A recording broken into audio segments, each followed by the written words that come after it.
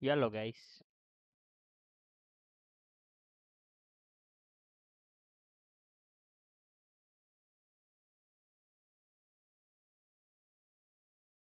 We are back.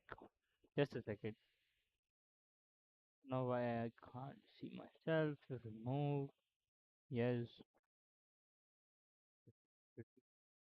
Okay. Hey. Hi.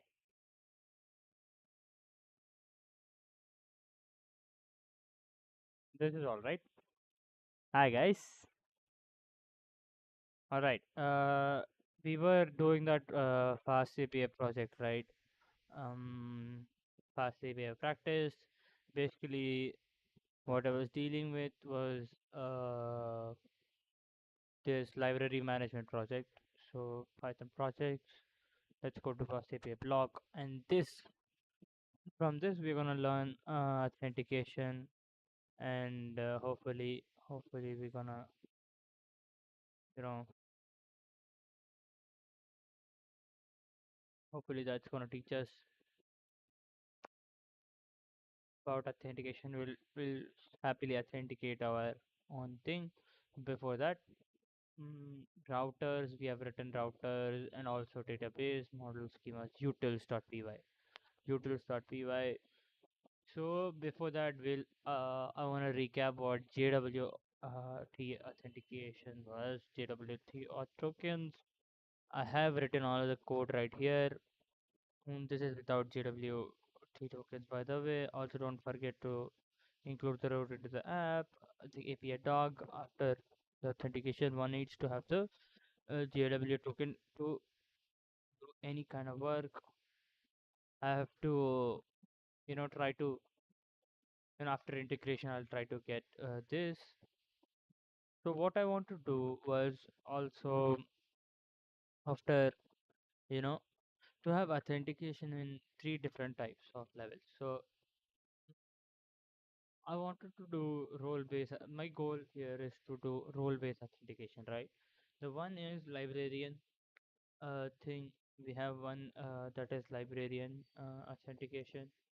So if one is regarded as librarian, then that's all right. And one is user authentication, and that's it. Librarian user are two people that can actually, you know, those are two different roles that we have in our scenario. So let's try to understand. Let's try to do this. I'll try to do this up until 12 o'clock, and after that, after 5 minutes of break, I'll try to do some DSA today. Let's start. JWT auth token. All right. Authentication can be done in two ways: session-based and JWT auth. This is a stateless, i.e., it doesn't get stored in the backend. So you don't need to store anything in the backend. All right. We're gonna create the path slash login with emails and passwords as inputs. Emails and passwords as inputs. So we're gonna do that. All right. Let's see. You have this client and slash login username plus password. Um, you send this. If the JWT tokens are valid, sign JWT token. You get the token back. You get the token back. All right. Now the client will get to have the token. With that token, you just need to verify if the token is valid or not. If if it's valid, you get the data, I guess. So logging in user, you have the browser here and slash login email comma password. Find user by email, user password hashed. So what happens here is um,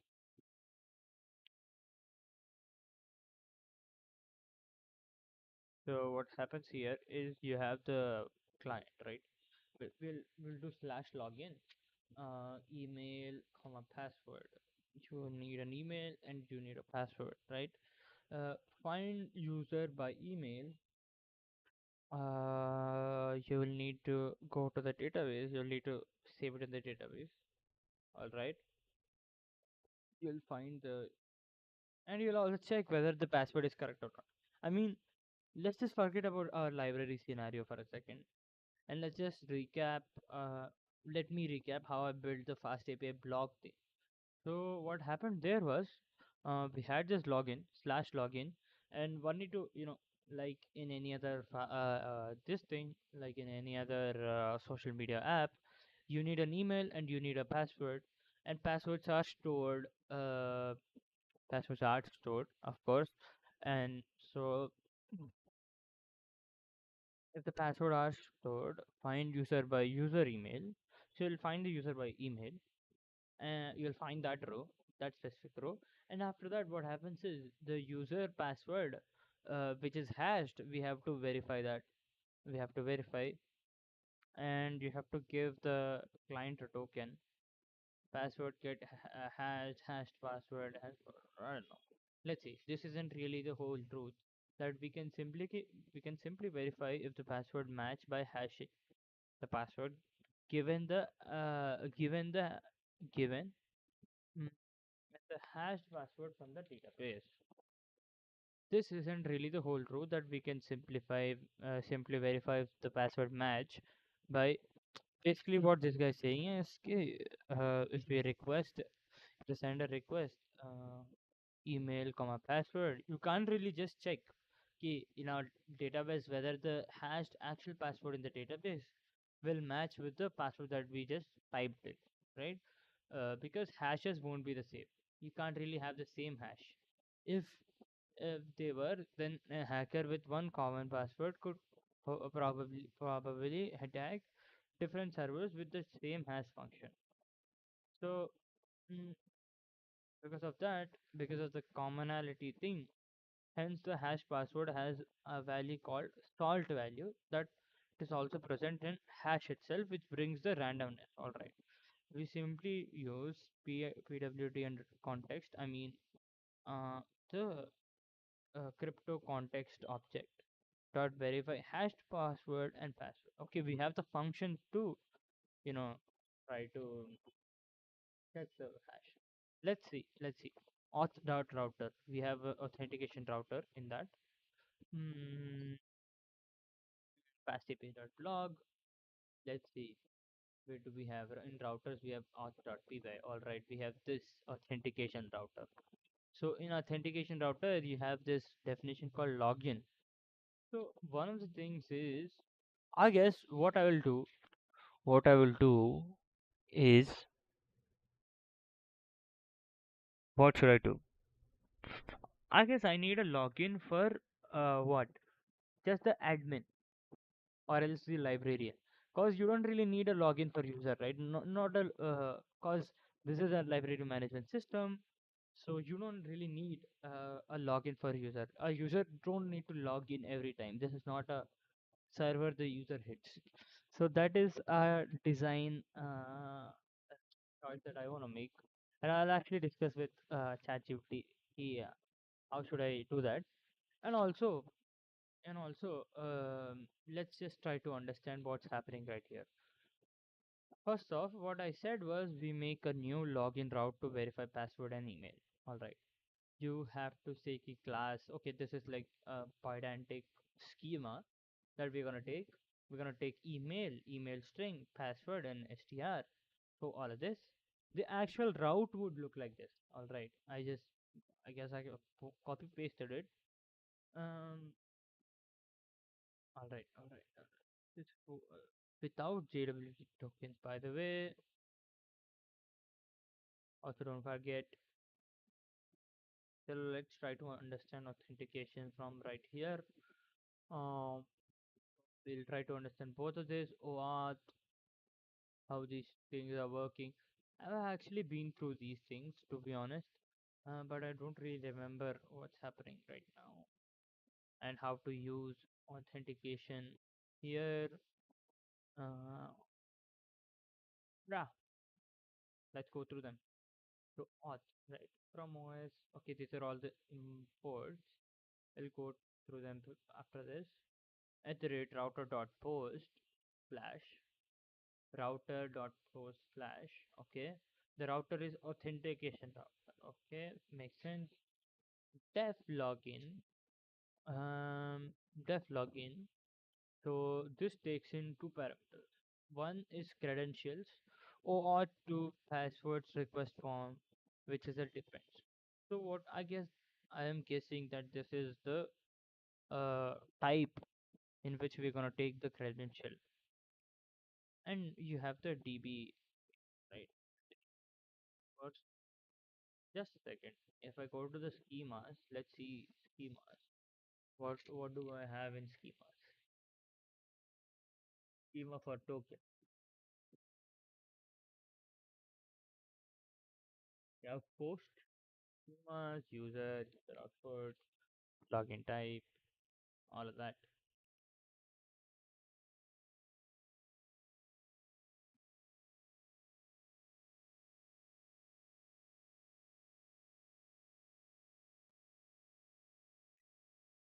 What is password request form? Depends. Get the password of the given event first. Alright. So I need to figure out the password of the given email. So what I did was q is db.query models.user. So user table, from user table, I'll get cred.username. Cred.username. What is cred? What password request form? Right. Where did I get this from? OAuth password request form. FastAPI.security.OAuth. Alright. Let's just you know let's not dive into ChatGPT first. Let's not get the help of ChatGPT. Let's say FastAPI OAuth. So I guess I've seen this before. FastAPI security essentials. Let's read this. Alright. Security, securing an API is pretty crucial, of course. Let's see. What is why OAuth and JWT? I'll understand this, all of this.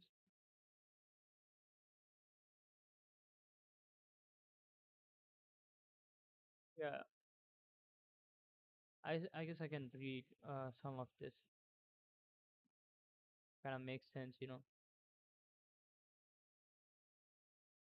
actually gave me a whole configuration. I mean, essentials, not just security. But let's see. Secure an API is crucial, especially when it's powering applications with sensitive user data. Fast API, a modern and high performative Python framework for building APIs, provides powerful tools for implementing robust security protocols such as OAuth 2 and JSON Web Tokens. All right, JSON Web Tokens is the full form of JWT. All right, by the way, this article provides how to secure your Fast API application with OAuth and JWT, providing a comprehensive guide for both beginners and experienced developers. All right, why OAuth and JWT? OAuth is a widely used authorization framework that provides a secure delegation access to resources. It is the backbone of many modern authentication systems. All right. OAuth 2 is the widely used authorization framework. All right. JWT, on the other hand, are compact URL safe tokens used to transmit information between parties together. Together, they offer a scalable and very flexible way to handle authentication. Okay, together they offer these key benefits. Stateless authentication, right? JW token contains all the information needed for the authentication. All right. A JWT token, as far as I remember, was like a 64-bit encoded string that we get from the backend. It's kind of generated, and that is the token we use whenever we get a problem, right? Whenever we wanna log in. I guess I should have written it. I should have wrote it in my. Oh, why did I even maintain this if I didn't write anything? Should have I should have written, yeah, did a mistake. So it's alright. Let's keep up. At least let's keep a book now. Alright. Thing was key. I was so into making the project that I forgot to note it down, which is bad. Where was I? Stateless authentication. JWT tokens contain all the information needed. Scalability, no need for server-side session storage. Cross-platform, this can be used across different platforms and applications. Now let's type deep. Setting up the project require. Okay, that makes sense. The app had main authentication.py all these, right? The app has all these.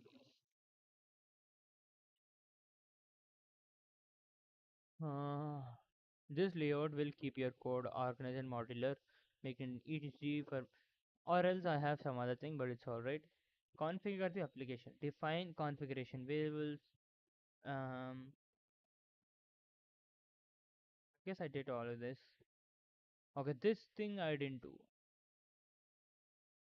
In env, add the secret key and token expire.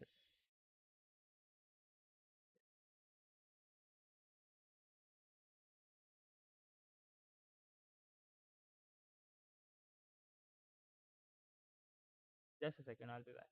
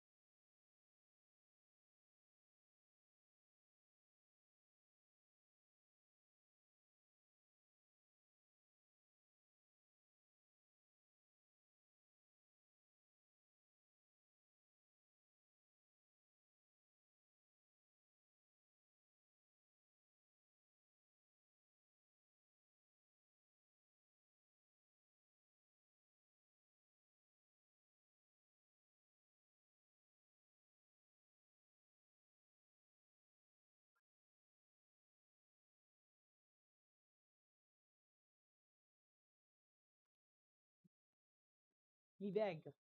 Me back. I am back. I am back. I'm back. I'm back. I'm back. I'm back. I'm back. I'm back. I am back. Guys. Chalo. Creating the JWT utility function. JWT token creation. The create access. Row.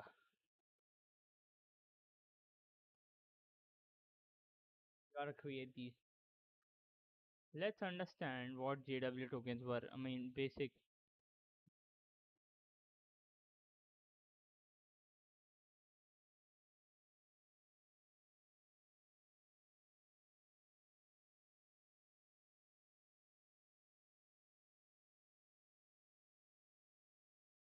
tokens.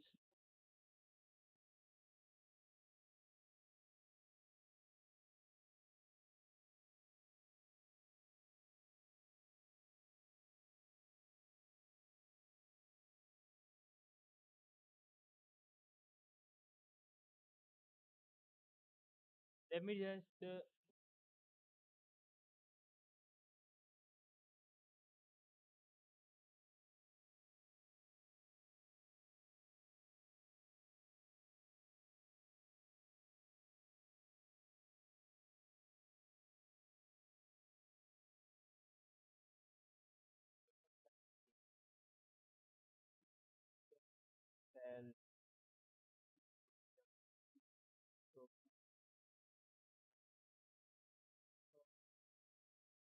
So let's just ask that. JWT tokens is a compact way to securely send info between client and a server. Think of it as a digital ID that proves that you are after uh, who you are after you logged in. All right, without JWT, user logs in. I mean, session creates a session, server creates a session in memory database. Server gives the user a session ID cookie. Every request sends that session ID. Server looks up looks up the session in the database. So server creates a session in the memory slash database. Server gives the user a session ID. All right, the request sends that session ID. Server looks up the session in the database. All right. I mean, you can just use it with sessions. User logs in, server verifies credentials, server creates a JWT containing user info. Server sends JWT to the client. All right. Let's just see the JWT structure, right? JWT token is just a token. I mean, it's nothing much. There isn't more to it, right? JWT token is just a token that the user or someone who logs in gets. I mean, supposedly they should be getting it. When they have it, they have this free access to. I mean, they get authenticated. All right. A JWT looks like this: XXXX. I mean Y and Z. There are three parts separated by dots. The first part is header, contains the information about the token. So, which algorithm was used to generate this token, the type of the token, the signing algorithm, and the token type. All right. Payload. Payload contains data. You know, the called claims. User ID, user name, role, and expiry time. All right. So payload has the data. Payload is not encrypted by default. Anyone can decode it.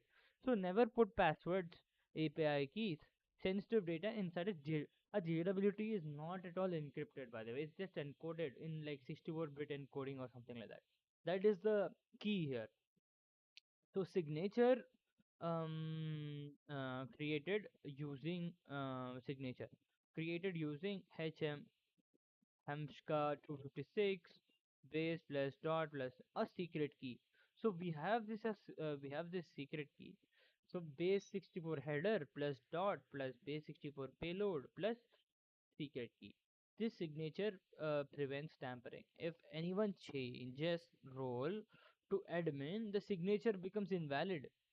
So this is the signature part. So signature part becomes like something that's not same. All right. Fast API. After login, server signs it and sends this.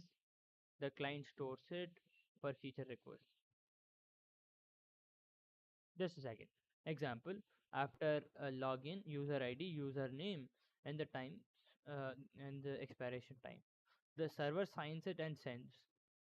Client stores it per future request, get slash profile authentication bearer. This server verifies signature, checks expiration, reads user ID, return to. Fast API example. So to create token from host import JWT secret key my secret data. This is the data.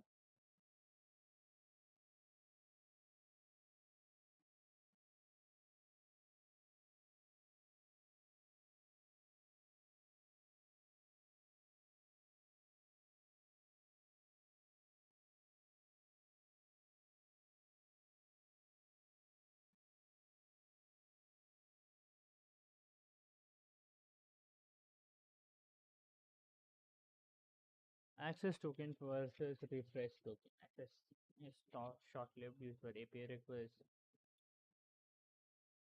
without logging in again. You have by it's stateless. You don't need server. Doesn't need session storage. All right, makes sense. If you're planning, you're learning backend FastAPI. CRUD APIs in library management. For example, you to use issue when user logs and then protect. So authentication. So only authenticated users can access them.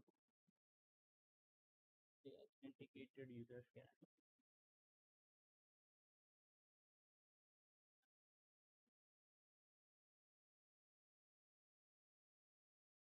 Let's get to this and let's just go to Auth.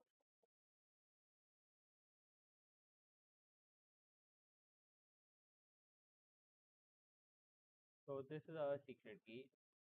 Expiration time in minutes. This is our expiration time. This is our secret key. This is the algorithm, right? Which I'm not gonna write it like this. Which I'm gonna write it in this time in my uh, this thing in my dot end. These are this thing. All right. So secret key algorithm expression. Okay, that OAuth underscore scheme. OAuth underscore scheme is OAuth to password bearer token URL login. Token URL login. Data is the payload that we want to add to the token. Definition: create access token. So to create.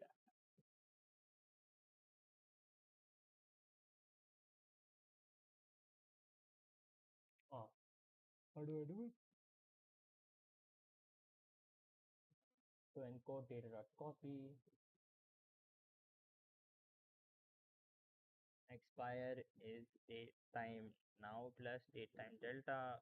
So this you would want to do it. Okay, that I understand.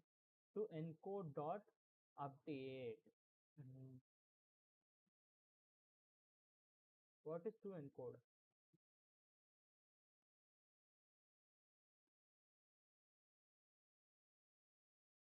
To encode. Encoded underscore JWT is JWT dot encode. To encode secret key algorithm is algorithm.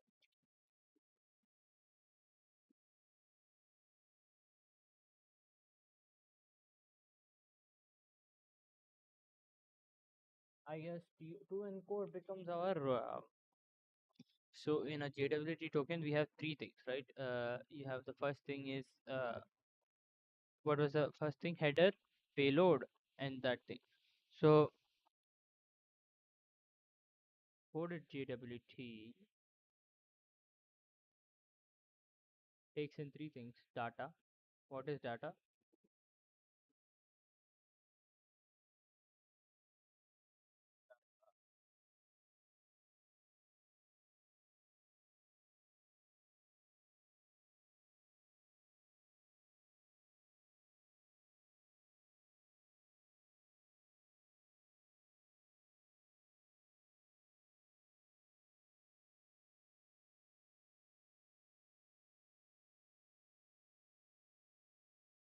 doubt really is कि why do I want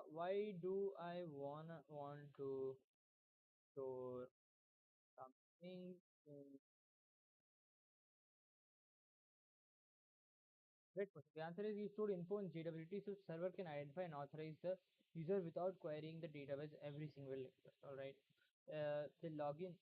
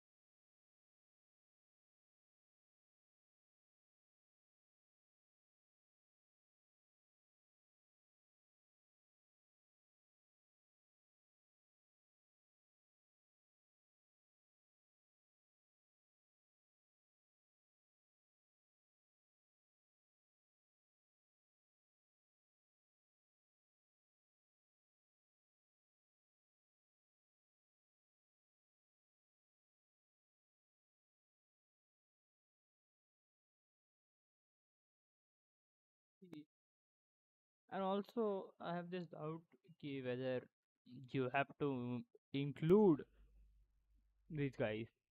You have to include the maybe.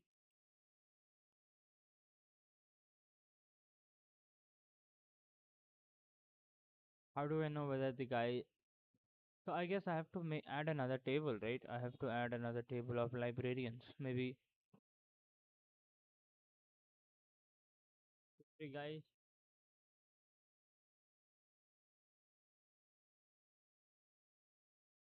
Let's ask ChatGPT.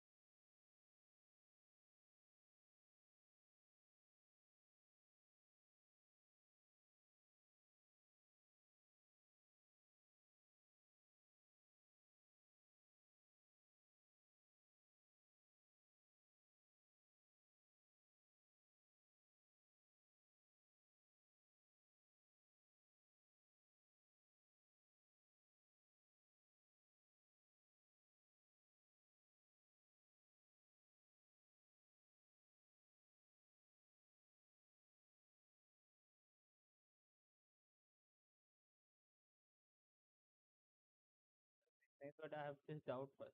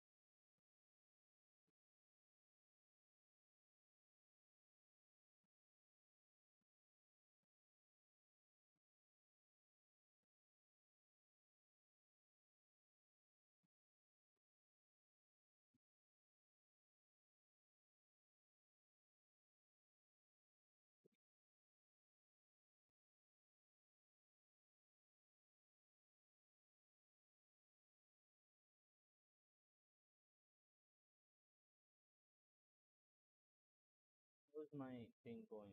First off, let me go there. I have users, username, and contact. That's it. I don't really complicate it that. But what this guy is saying is to add passwords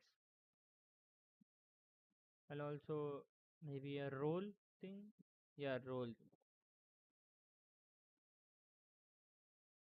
But what I am thinking is we have librarians. Why not just store them in another table?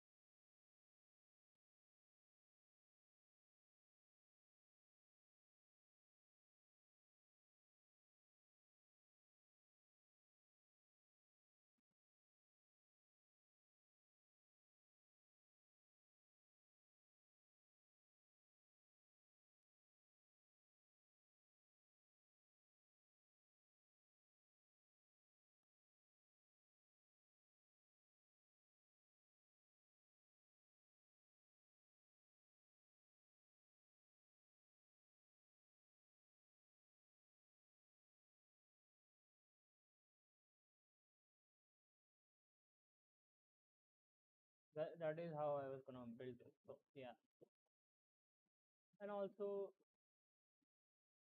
man, I feel like watching the video. Let's watch the video, bro.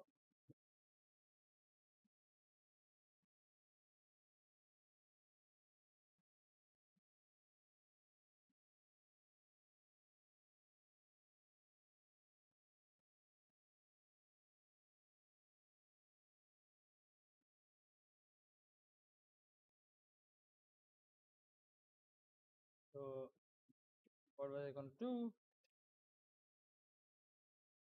Fast API code.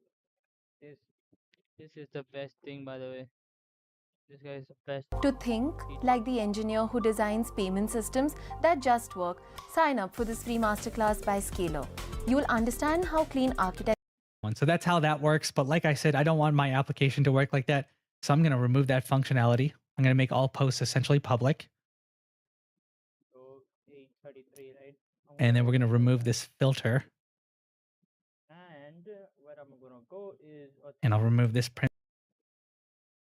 In the next couple of sections, we're going to focus on creating user functionality. And what I mean by that is having users be able to actually create an account within our app, being able to log in, as well as being able to create posts that are associated with their specific account. And so the first thing that I want to tackle is handling user registration. So we need to be able to provide a way for users to create a brand new account. And the first thing that we have to do is we have to define our model, or more specifically, we have to create a table within our Postgres database that's going to hold all of our user information. And so since we're using SQLAlchemy, we're going to create a new ORM model, just like we did for code. In this section, we're going to start tackling one of the most important topics when it comes to building out an API or really any application, and that is authentication. Now, when you're working with authentication on an API or any application, there's really two main ways to tackle authentication. There's the session-based authentication, and the idea behind a session is that we store something on our backend server, or our API in this case, to track whether a user's logged in. So there's some piece of information, whether we store it in the database, whether we store it in memory, that's going to keep track of if the user has logged in and when the user logs out. So that's one way of doing things. The other way of doing things is using JWT token-based authentication. And the idea behind JWT authentication is that it's stateless. And what I mean by that is that there's nothing on our backend, there's nothing on our API, there's nothing in our database that actually keeps track or stores some sort of information about whether a user is logged in or logged out. And you're probably thinking, well, how do we know that they're logged in? Well, that's the power of JWT tokens, is that the token itself, which we don't store in our database and we don't store in our API, it's actually stored on the front end on our clients, actually keeps track of, whether a user is logged in or not. And when I first started learning about JWTs, it was a little bit of a complex topic. It seemed like there were so many pieces that were in play, but then when I actually stopped to really understand it, I realized it's one of the simplest solutions. So hopefully I can make this as easy as possible for you guys. I hope this doesn't end up kind of confusing you like it confused me at first. It really is simple and there's really only a couple of steps, but you got to really understand what a JWT token is and what we're doing on the front end and the back end to make it so that we can actually use it as an authentication solution. So let's take a look at the flow for how a user logs in, how a user is essentially authenticated, and then how a user accesses a specific path operation, resource, or endpoint by using the JWT token to ensure that the API knows that we're logged in so that we can actually provide them that important information. And so what's going to happen is the client or the front end, whoever it is, they're going to try and log in. So what we're going to do is we're ultimately going to create a path operation called /login. And the client is going to pass the username and they're going to pass in the password. So whatever their credentials are. So it doesn't technically have to be username and password. It could be email and password. It can be whatever information that you want. So technically in our application, it's going to be email and password because we don't have usernames, I guess. We mostly just have emails. But they provide their credentials. And so after we get their credentials, what we're going to do is, first of all, we're going to we're going to verify if credentials are valid, right? So if the credentials are correct, if the password matches, if the username and password match with the account, we're going to create this JWT token. And we haven't talked about what the JWT token is, so don't worry too much about it. But I've created an example token right here. And so you're probably thinking it just looks like a bunch of gibberish. And for the most part, it is. So moving forward, I want you to think of this as nothing more than just a string, just a regular string in Python. That's kind of fundamentally what it is, but there's a little bit more information embedded in it. But think of it as a string from the perspective of the client. The client doesn't know what the token is, and it never cares. Really, only the API cares what's actually in the token and what it means. And so we'll send a response back with the token. And so now the client has the token, and so he can start accessing resources that require authentication. So anytime he wants to, let's say our application requires a user to be logged in to retrieve posts, what he can do is he'll send a request to the /posts endpoint, but he also provides the token in the header of the request. And you may not know what the header of a request is, but I'll show you guys. It's very simple. You could just think of it, it's somewhere in the payload of the request. And so he sends that. And what the API is going to do, our FastAPI, is first of all, it's going to verify the token is valid. And there's a couple of different steps needed to actually verify if a token's valid. And we're going to cover that in the next slide. But just know that the API just checks, hey, is this a valid token? And if it is, well, then he just sends back the data. And that's it. Right? Our authentication system is dead simple. You provide your credentials, you get a token, and then anytime you want to access anything that requires you to be logged in, you just send the token in the header. And that's it. So hopefully this wasn't confusing. Hopefully you guys see the simplicity in this solution. The API doesn't actually track anything. There's no information being stored on the API. Instead, the client just holds onto the token and he provides it to us. And if we verify that the token's valid, that's all we have to do. So let's break down what exactly a JWT token is and what are the components that make up a token. And so I've got an example token right here. And this is kind of the same piece of text that we saw in the previous slide.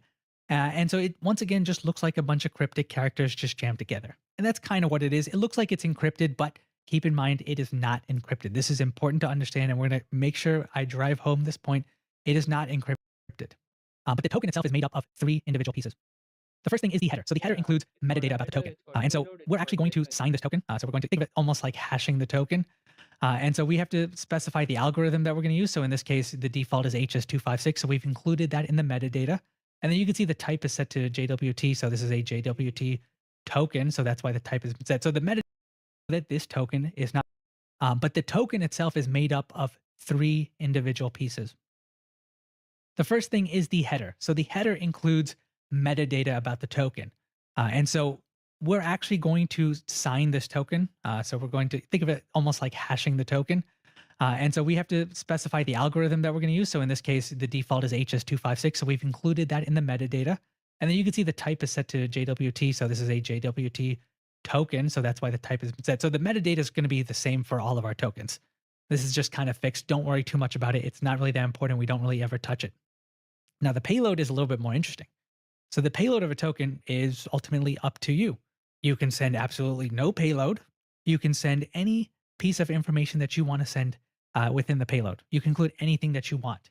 However, you want to be careful with what you put in the payload because it's important to understand that the token The itself is token not is not encrypted. encrypted, so you can't send And so that passwords means and anybody else in the outside world can take a look at a token and they can see what's in the payload. So you don't want to put any confidential information. You don't want to put any yeah. passwords or secrets or anything like that.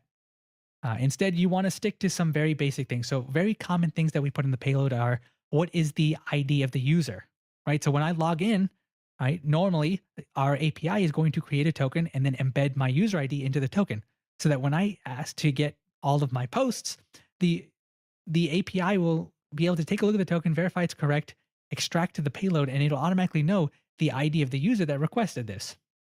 But we can include other things. We can include the user's role. So are they an admin? Or are they a privileged user? Are they a regular user? We can technically include any information. One thing to keep in mind is that anytime we need to access anything authenticated, we have to include this token. So if we jam a lot of information in there, well, it's going to increase the size of our packet. And that's going to be a waste of some bandwidth. So you don't want to jam too much information, just a couple of small things here or there. And then finally, we have a signature. So a signature is a combination of three things. We've got the header. So we take the header that's already in the token. We take the payload that's already in the token. And then we add our secret. So there's a special password that we're going to keep on our API. This is only on our API. Our clients will not know it. No one else will know it. And it's probably the most important thing to our whole authentication system. So you don't ever want this secret to get out. But we take those three things, the secret, the header, the payload, and then we essentially take that information, pass it into the signing algorithm, which is the HS256, and then it's going to return a signature. Makes sense. And this signature is important because we're going to use this to determine if the token is valid because we don't want anyone else tampering with our tokens. We don't want them changing data. I don't want some user to log in and then just start changing numbers in here to make it seem like it's a different user because then they can potentially access other users' information. And so that's why we have this signature. It's just to make sure that no one has tampered with our specific token. And so, I just want to drive home that same point. First of all, there's no encryption. So anyone can see the data. The signature is just there for data integrity. And what that means is no one has changed it. That means all the data that we have in there is still what it should be. No one has messed with the data.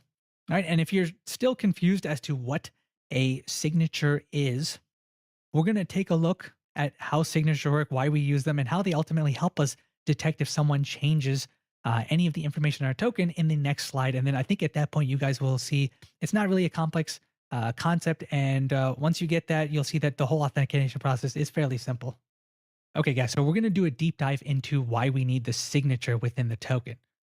And you'll see this slide may look a little complex. There seems to be a lot of boxes, a lot of things going on. But as soon as I explain this, I think you guys will see that it's not too complex of a concept.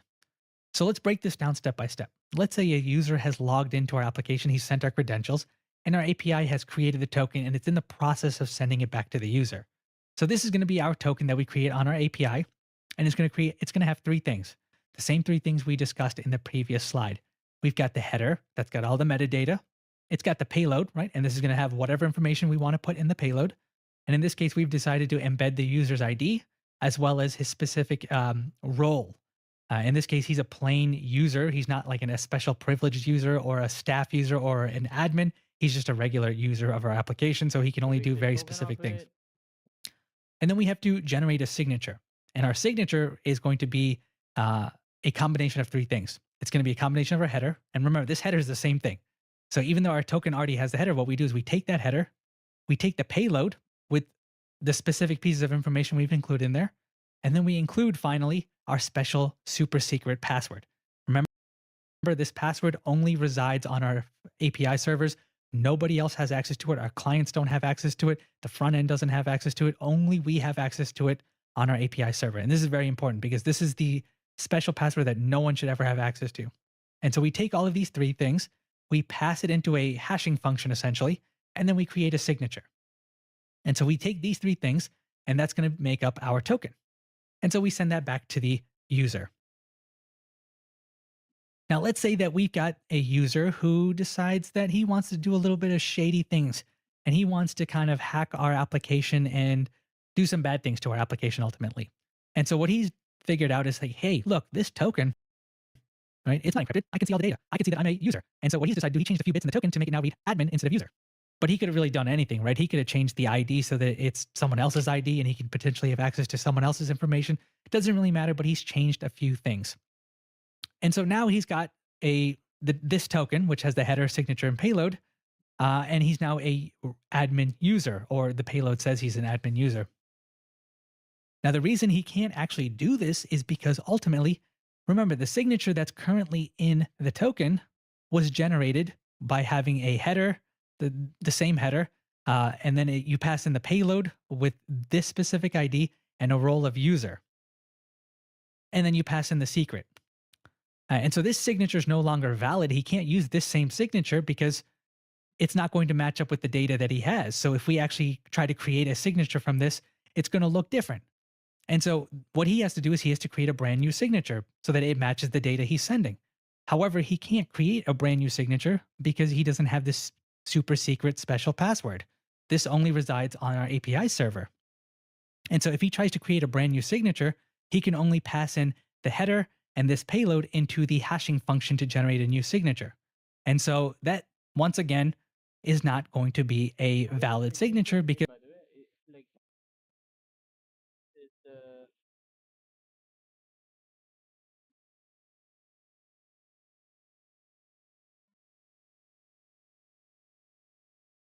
header, create payload, create signature, take the header dot payload, then use your SQL key, then compute this. This resulting hash is base 64.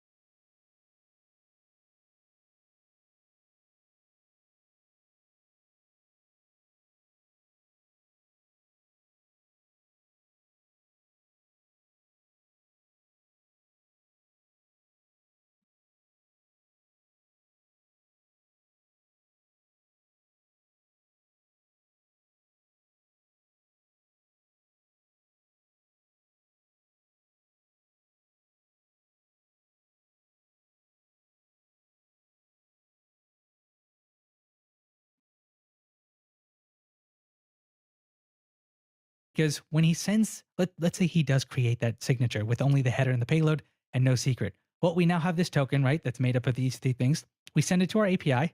And what our API is going to do is to verify if the token is valid, he does a super simple test.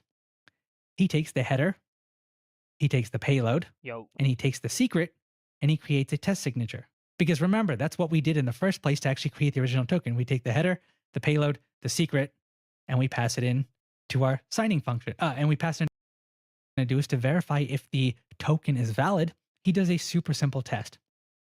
He takes the header, he takes the payload, and he takes the secret and he creates a test signature. Because remember, that's what we did in the first place to actually create the original token. We take the header, the payload, the secret, Right. That and we pass it in. Response, I haven't decided. We're going to need depends. And if you really wanted to, you could store it all in one file. So I'm going to call this auth.py.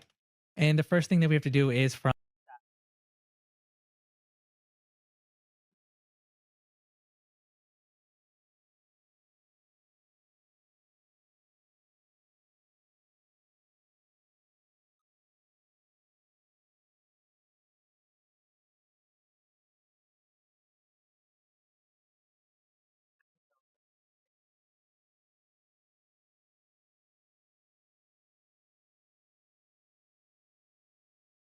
the Fast API, we're going to import a few things.